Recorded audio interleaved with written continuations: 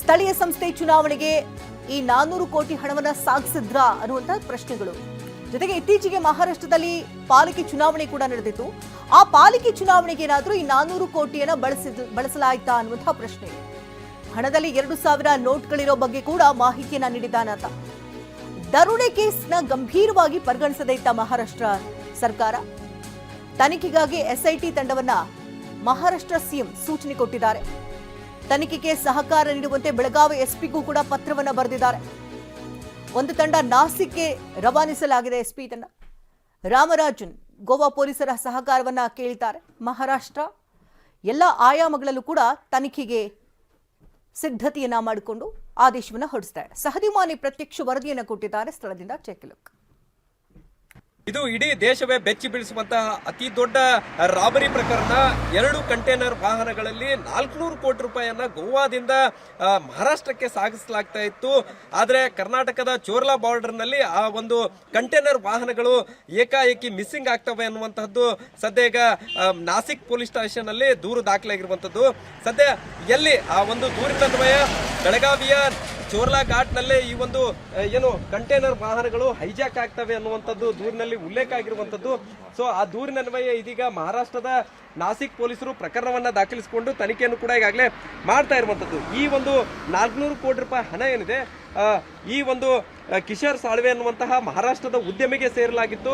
ಯಾವಾಗ ಕರ್ನಾಟಕ ಬಾರ್ಡರ್ ಅನ್ನ ಆ ಕಂಟೈನರ್ ವಾಹನಗಳು ಎಂಟ್ರಿ ಆಗ್ತವೆ, ಎಂಟ್ರಿ ಆದಂತಹ ಸಂದರ್ಭದಲ್ಲಿ ಕೆಲವೊಂದಿಷ್ಟು ಗ್ಯಾಂಗ್ ಕಟ್ಟಿಕೊಂಡು ಬಂದು ಆ 2 ಲಾರಿಯನ್ನ ಹೈಜಾಕ್ ಮಾಡುವುದರ ಜೊತೆಗೆ ಏನು ಅದರಲ್ಲಿದ್ದಂತಹ ಕೆಲವೊಂದಿಷ್ಟು ಬಿಲ್ಡರ್ಗಳನ್ನು ಕೂಡ ಹೈಜಾಕ್ ಮಾಡಿದ್ದಾರೆ ಅನ್ನುವಂಥದ್ದು ಸದ್ಯ ಈಗ ಪ್ರಕರಣದಲ್ಲಿ ಉಲ್ಲೇಖ ಆಗಿರುವಂತದ್ದು.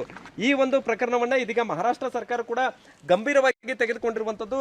ಈ ಒಂದು ಎಸ್ಐಟಿಯನ್ನ ಫಾರ್ಮ್ ಮಾಡಿ ಈಗಾಗಲೇ ತನಿಖೆಯನ್ನು ಕೂಡ ಚುರುಕುಗೊಳಿಸಿರುವಂತದ್ದು. ಮುಖ್ಯವಾಗಿ ಇಲ್ಲಿ ಕರ್ನಾಟಕಕ್ಕೆ ಎಂಟ್ರಿ ಆದಂತಹ ಸಂದರ್ಭದಲ್ಲಿ ಈ ಹಣ ಹೈಜಾಕ್ ಆಗಿದೆ. ಈ ದೂರನ್ನ ಸದ್ಯ ಈಗ ನಾಸಿಕ್ನ ನಿವಾಸಿಯಾಗಿರುವಂತಹ ಸಂದೀಪ್ ದತ್ ಪಾಟೀಲ್ ಅನ್ನುವಂತಹ ವ್ಯಕ್ತಿ ನಾಸಿಕ್ ಪೊಲೀಸ್ ಸ್ಟೇಷನ್ ಅಲ್ಲೇ ಕೊಟ್ಟಿರುವಂತದ್ದು. ಇಷ್ಟೊಂದು ತಡವಾಗಿ ಈ ಪ್ರಕರಣ ಯಾಕೆ ಬೆಳಕಿಗೆ ಬಂತು ಅನ್ನುವಂಥದ್ದು ಕೂಡ ಆ ಒಂದು ದೂರಿನಲ್ಲಿ ಉಲ್ಲೇಖ ಮಾಡಿರುವಂತದ್ದು.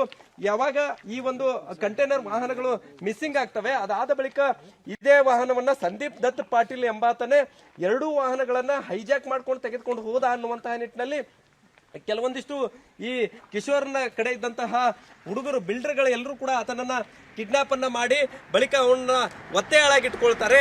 ಒತ್ತೆ ಹಾಳಾಗಿಟ್ಕೊಂಡು ಆ ಹಣವನ್ನ ಎಲ್ಲಿಗೆ ಸಾಗಿಸಿದೆ ಅನ್ನುವಂತಹ ಧಮಕಿಯನ್ನ ಕೊಡ್ತಾರೆ. ಅದಾದ ಬಳಿಕ ಕಿಶೋರ್ ಏನಿದ್ದಾನೆ ಆತನಿಗೆ ವಿಡಿಯೋ ಕಾಲ್ ಮಾಡಿ ಆತನಿಗೂ ಕೂಡ ಧಮಕಿ ಕೊಡಿಸುವಂತ ಕೆಲಸವನ್ನ ಮಾಡ್ತಾರೆ.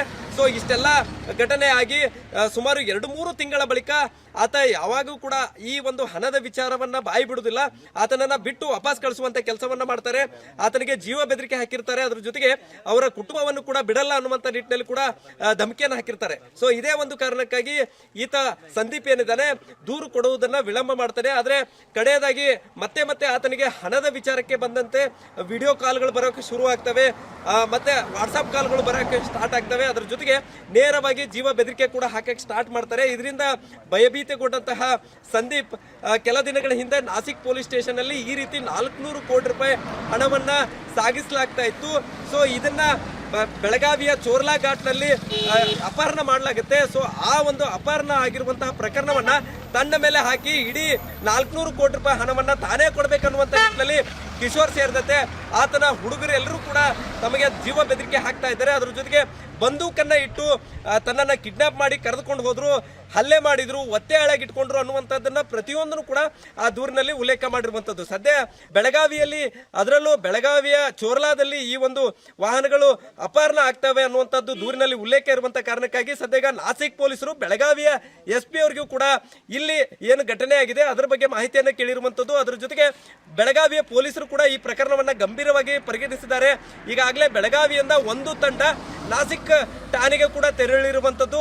ಅಲ್ಲಿ ಈ ಘಟನೆ ನಿಜಕ್ಕೂ ನಡೆದಿದೆಯಾ ಅಥವಾ ಯಾರಾದರೂ ಇದನ್ನ ಕಲ್ಪನೆ ಮಾಡಿಕೊಂಡು ಅಥವಾ ಯಾವುದಾದ್ರೂ ಬೇರೆ ಉದ್ದೇಶಕ್ಕೆ ಬೆಳಗಾವಿಯಲ್ಲಿ ಈ ಘಟನೆ ನಡೀತು ಅನ್ನುವಂಥ ನಿಟ್ಟಿನಲ್ಲಿ ಏನಾದರೂ ಹೇಳ್ತಾ ಇದ್ದಾರೆ ಅನ್ನುವಂಥ ನಿಟ್ಟಿನಲ್ಲೂ ಕೂಡ ತನಿಖೆಯನ್ನ ಮಾಡ್ತಾ ಇರುವಂತದ್ದು. ಸದ್ಯ ಈ ಒಂದು ಪ್ರಕರಣ ಏನಿದೆ SIT ಹಂತದಲ್ಲಿರುವಂತಹ ಕಾರಣಕ್ಕಾಗಿ ನಿಜಕ್ಕೂ ಇಲ್ಲಿಂದ ಕಂಟೈನರ್ ವಾಹನಗಳು ಎಲ್ಲಿಗೆ ಹೋದವು, ಆ ಹಣ ಯಾರಿಗೆ ಸೇರಿದ್ದು, ಎಲ್ಲಿಗೆ ಹೋಗ್ತಾ ಇತ್ತು, ಯಾವ ಉದ್ದೇಶಕ್ಕಾಗಿ ಬಳಸ್ತಾ ಇದ್ರು ಅನ್ನುವಂಥದ್ದು ಕೂಡ SIT ತನಿಖೆಯಿಂದ ಹೊರಬರಬೇಕಿದೆ. ಕ್ಯಾಮರಾಮನ್ ಪ್ರತಾಪ್ ಜೊತೆ ಸಹದೇವಮನೆ TV9 ಬೆಳಗಾವಿ.